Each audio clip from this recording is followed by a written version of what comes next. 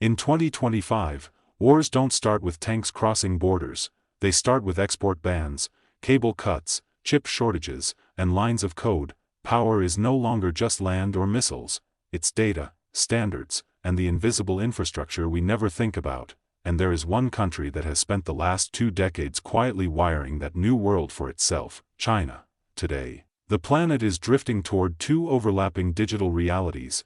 On one side, an internet shaped by Silicon Valley's open architecture, on the other a tightly managed system built with Beijing's hardware, software, and rules. The scary part, most of us are already plugged into both. Organizations like Freedom House were already calling China the world's most restrictive environment for internet freedom, year after year. But while Western governments framed that as a human rights problem, Chinese planners treated it as an engineering challenge. Instead of asking, how do we make the internet free, they asked, how do we make the internet governable? At the same time, something else was happening on Chinese streets.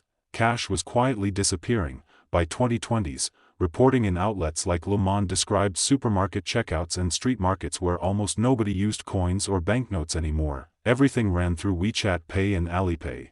To Beijing, that wasn't just convenience. It was a glimpse of total visibility, so the central bank went one step further and launched the digital yuan, the world's first large-scale central bank digital currency from a major economy.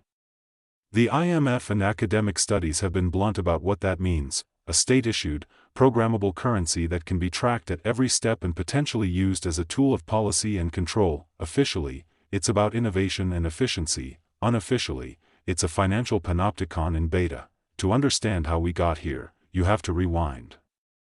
In the early 2000s, it looked like the West had already won the internet. The US had Google, Facebook, Amazon, Apple. The web felt global, open, and dominated by English-speaking platforms.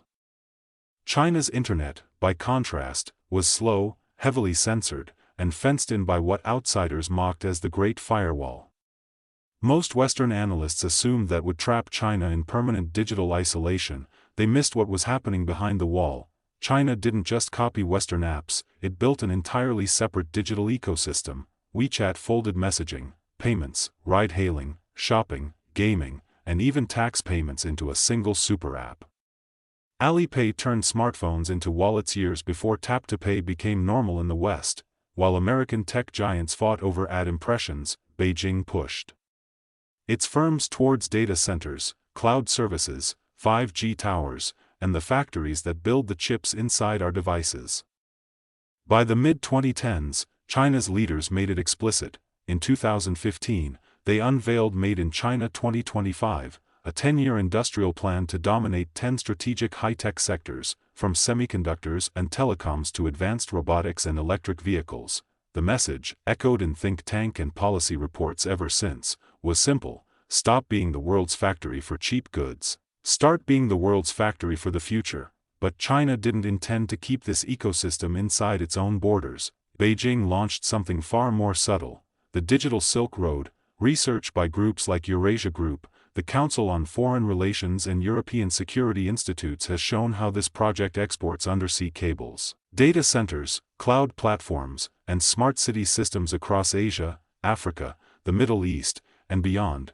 In Pakistan, Chinese companies helped roll out telecom networks. In Kenya, Huawei signed major contracts to build cloud data centers and smart city infrastructure at Konza Technopolis. Across the Indo-Pacific, analysts have documented how digital Silk Road projects are wiring ports, highways, and city control rooms into Chinese-built platforms. On paper, it's development, more bandwidth, cheaper equipment, faster connections. In practice, it plugs entire nations into China's tech stack, and often, into Chinese standards and data practices. Then there's surveillance. Researchers at Brookings, the Wilson Center, and security industry publications all converge on the same point. By around 2020, more than 80 countries had purchased Chinese surveillance technology, everything from safe city camera networks to AI-driven policing platforms. Inside China, those tools sit on top of a dense web of cameras, facial recognition systems, and data fusion platforms that track people in real time. A system that's been extensively documented in Xinjiang and other regions. Once you install, you don't just import hardware, you import an architecture where monitoring is the default and anonymity is the exception. inside China. That system is fully realized. Hundreds of millions of cameras track movement in real time. AI algorithms flag suspicious behavior. Citizens are scored based on financial trustworthiness, social behavior, even online comments. The result is efficiency and obedience. But China's ambitions don't stop at its borders. In 2020, the Chinese government submitted a proposal to the United Nations called New IP, a plan to replace the open internet protocols created by the West. Under this system, every device could have a government-assigned ID, and authorities could shut off users or websites instantly. Critics called it the end of internet freedom, China called it modernization, and quietly, dozens of developing countries supported it. For them, the Western internet, dominated by American corporations and English-language media, felt foreign and unfair. China offered control, stability, and infrastructure at a discount. For decades, US had preached digital freedom. While companies like Facebook and Google harvested global data for profit, it criticized China's surveillance while selling its own spyware to allies. When Edward Snowden exposed US mass surveillance, the credibility of open internet ideals collapsed. To many countries, the choice between Washington and Beijing isn't about freedom versus control, it's about who offers better terms, and lately Beijing has been offering better deals. In Africa, Chinese-built data centers now store government information. In Latin America, Chinese companies dominate cloud computing contracts. In the Middle East, Huawei runs entire smart city platforms.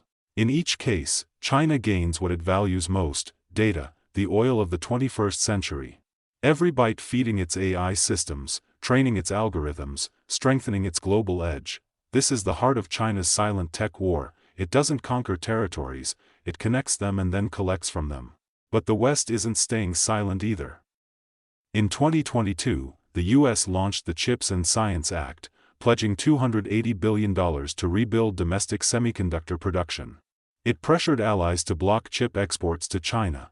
The Netherlands banned sales of lithography machines, Japan restricted high-end semiconductor tools, even Taiwan tightened controls on what it could ship to the mainland. Washington calls it de-risking, Beijing calls it technological containment. When the US banned NVIDIA's top AI chips, China didn't stop training AI models, it simply made its own. And when Silicon Valley chased profits through advertising, China poured billions into research, quantum networks, photonic chips, and neural processing units designed for the next internet. While the West argued about regulation, China engineered replacement after replacement. That's the real meaning of the silent war. China now leads the world in 5G patents, it dominates global drone production, it controls 80% of rare earth mineral refining crucial for batteries and chips.